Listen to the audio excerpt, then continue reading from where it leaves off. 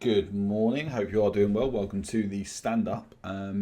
Since we've talked, a lot has happened in terms of the development of OTIF. So, what did we do? Right, so we had our ticket about doing the enhancements to the UI. So, got this thing which is if I press certain buttons, it makes the UI smaller and larger. And that was kind of like all right to like kind of get an idea. But then it was like, you know what? Why waste days coding when you can spend hours planning? So instead, we went over to Figma. I've done some wireframing. So I'm just gonna move the board over here. Or is it H? Handle. There we go. Yeah. So I've done some designing, done some UI, done some wireframing. So we've got what the layout is going to be. So the idea is that we'll have the scores across here at the top. And then we'll have our blocks here for information. And then there's an option for potentially 1, 2, 3, 4, 5 buttons. We've already got 3 listed, I think, which is like hire, team, view report, something else.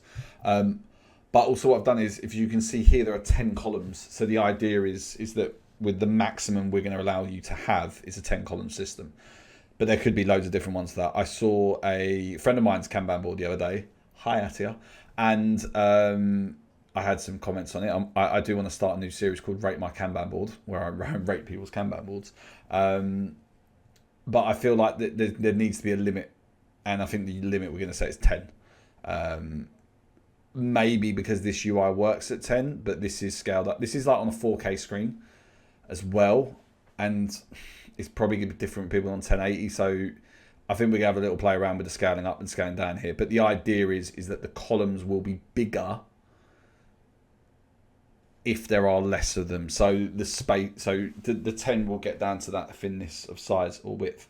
As opposed to, say, for example, Jira, which if I come out here at the moment, see, this is the Kanban board and it leaves all this space empty because like it doesn't make the column center or bigger.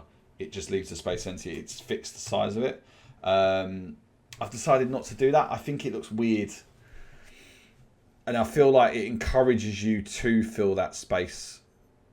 Yeah, I think it encourages you to fill the space. So it's better to kind of like just do it zoomed in like this.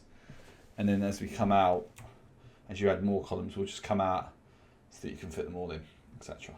Now, to do that, I've actually had to create a new epic because there's quite a few tickets that we need to get done for it. So we need to create the foundation.